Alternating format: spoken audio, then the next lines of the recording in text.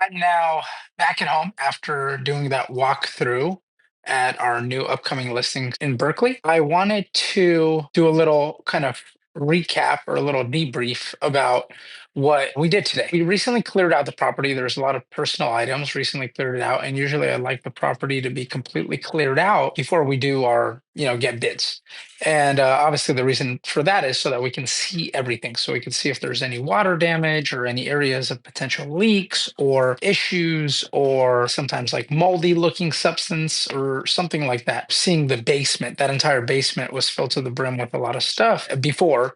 And so, wanting to see underneath the staircase in the front to make sure that there's no issues with that and that there's no dry rot there. What we're probably going to do next is actually get a termite report done to see if there's any water damage or dry rot or termites or pest problems or anything like that, to make sure that that is included in the bid, to make sure that the contractor zeroes that out. Usually in an termite report, there is going to be a dollar figure estimate for how much to remediate the water damage, termite, fungus, et cetera, et cetera. I like to have that report, provide that to our contractor so that he includes getting that zeroed out. The house is cleared out. First thing I did is I spoke to my client and I said, hey, look, which direction would you like to go here? I provide a couple of options. Usually, obviously, there's number one, as is, do nothing to the property at all, essentially, other than maybe just like a clean out or something, and list it for sale as is. That's usually going to be the quickest, easiest way to sell the property, but is going to net the least amount of money from the sale. Second option is kind of like a lipstick makeover, kind of like put lipstick on a pig, we joke around, call it, and do a little bit of work to the property. So not an outrageous amount, but usually that'll be like painting, some minor repairs, refinishing the floors or replacing the flooring material, painting cabinets in the kitchen, bathroom, regrouting some tile, just kind of like, I would say probably somewhere in the 30, 40, 50, $60,000, maybe up to $70,000 range of work. Not replacing windows, not remodeling the bathrooms, not redoing the kitchen, not upgrading the electrical, maybe like changing out hardware, outlets, and things like that. So basically just cleaning it up, making it look nice, but it's still not fully updated, still not turnkey, to be honest. So the other option that I gave her was, we can also do like a bigger,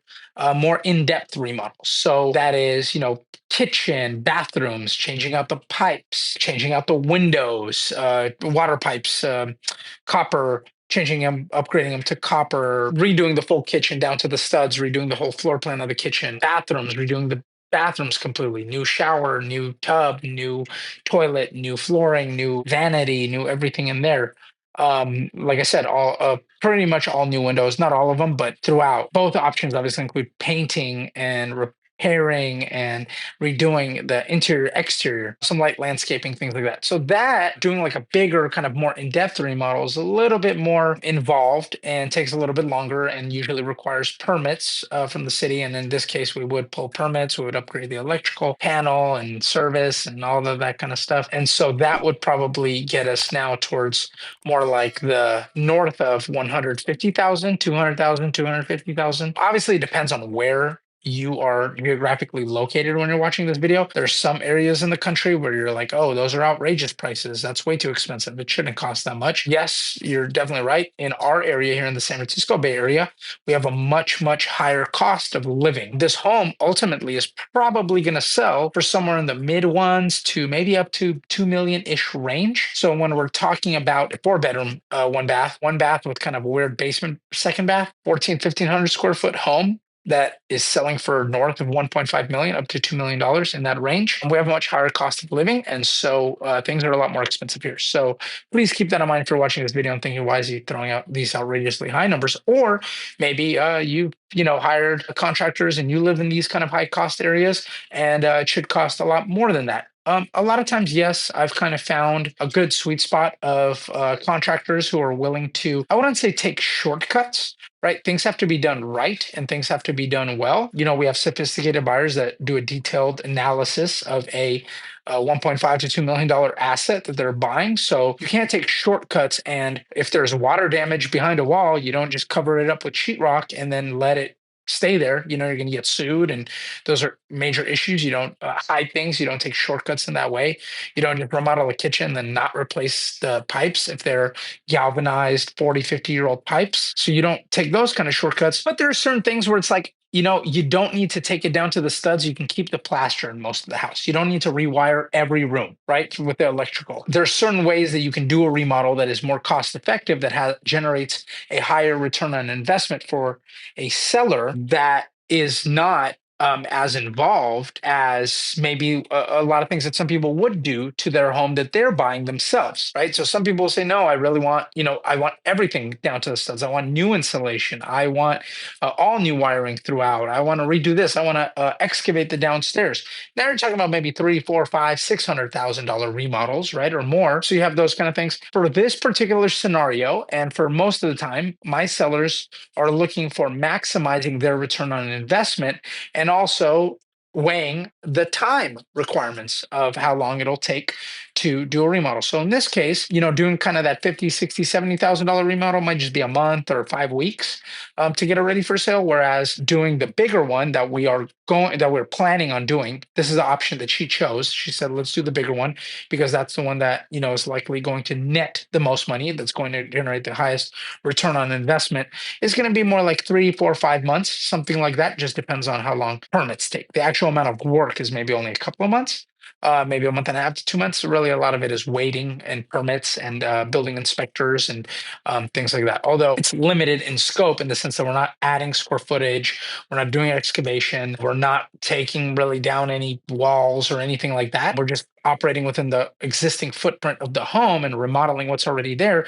And it's a cosmetic remodel, but also, updating electrical, updating pipes, and making sure there's no dry rot and other damage to the framing and things like that. So we're doing a good job there. But yeah, it will probably take 3, 4, 5 months when you take into account waiting for the city. A lot of time is spent waiting for cities and their employees to inspect, issue approvals, and a lot of fees are paid for that as well. Lastly, I just kind of want to quickly touch on what my philosophy is and why I'm always looking to generate the highest return on investment for my client, if that's their goal, right? As a real estate broker, my goal is to achieve my client's goals. And so in this scenario, the home has a lot of deferred maintenance. There's not a ton of decision makers. There is one executor of the estate that would like to get the home sold, but she'd like to maximize the amount of money that the estate and all of the beneficiaries are going to make from the sale of the home. That means a lot. There's a difference between, I think there's 3 or 4 beneficiaries. There's a difference between somebody getting an extra $10,000, $20,000, $30,000. That means a lot to most people, to me as well. So she'd like to maximize that, but obviously not if it was going to take more than a year to do that. So there is the time is also a consideration. And in this particular scenario, waiting 3 or 4 months to potentially sell the home for an additional 100 to 200,000, maybe even more than otherwise we would make if we only did kind of the lower remodel, and it would take 5 weeks. So waiting an extra 2, 3 months to generate an additional 100 to $200,000 is worth it for this client. It's not worth it for everybody. That's not everybody's goal. My goal is to just provide a list of recommendations, walk through with our contractor, and identify those things that are going to generate the best return on investment. Oftentimes that is going to be replacing windows that don't open, that are very old, that have the rope and they're like, they don't open. It's already been painted shut so many times. So an opening window is a good return on investment when you consider that each window maybe is like, I don't know, 500 to $1,000, something like that. And it's a 2-day install, and really you're just waiting 4 or 5 weeks to get the windows delivered. Yeah, that's an example of a good return on investment. Remodeling the kitchen to having like a nice turnkey shaker cabinets, or like nice, some kind of modern cabinets, neutral colors, new countertop, new backsplash, make it a like nice turnkey livable kitchen that is nice and neutral and well designed. That generates a really good return on investment. Same thing with the bathroom, nice new remodeled fresh bathroom that you don't have to do anything to. I see a lot of contractors and flippers and people who remodel homes make the mistake of letting somebody who doesn't really know what they're doing design, like choose the finishes, whether it's the contractor, the realtor, I don't know, whoever they choose, but they just like piecemeal things together. It doesn't fit cohesively. It's not well designed. It's not well done. and they spend all this money remodeling a place, and then nobody wants to buy it because they are like, I have to change all this stuff. These colors are stupid. This is ugly. So oftentimes I'll bring in a professional to help me out, whether it's the stager. I have designers that I work with. Sometimes like just me and my assistant Rachel will kind of go through everything and pick everything with the at the store at the building supply company showroom. Just making sure there's a good ROI on all that kind of stuff. New floors obviously have a great return on investment always. Painting and making sure there's basically if you identify anything that looks broken, non-functioning, not working, uneven, old, stained, et cetera, every surface, every piece of hardware, every last detail, the more you do to fix, repair, replace, prevent people from coming in and thinking, oh, here's something I'm going to have to do, or here's something I'm going to have to fix.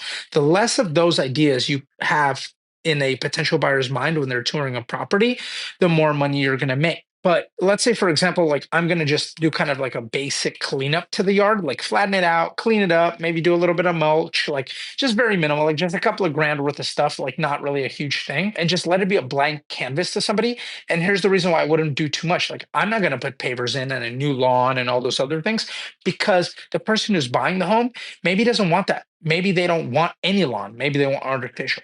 Maybe they don't want artificial. Maybe they want real. Maybe they don't want any lawn at all. Maybe they want only hardscape, drought resistant landscaping, and they want a sauna, cold plunge patio area in the back. Maybe they want a mix of the things. Maybe they want gardening boxes. There's just like window treatments, like whether it's like shutters or blinds or curtains or something like that, backyard, other kind of things like that are very personal. I generally avoid putting too much money in those kind of things and just letting things be a blank canvas to folks so that they can ultimately choose their own stuff when it comes to those things. So I think those aren't really a great return on investment personally, unless it's done really well or it's like a new development or it's like a bigger project. Then yeah, it could be. But generally speaking, I don't put a lot of thought or money into things like that. Instead, we really try to focus on what's going to generate the highest return on investment. And then we manage all of this. We collaborate with our client to say, here's what I recommend. Here's our scope of work that I recommend. Get the bids.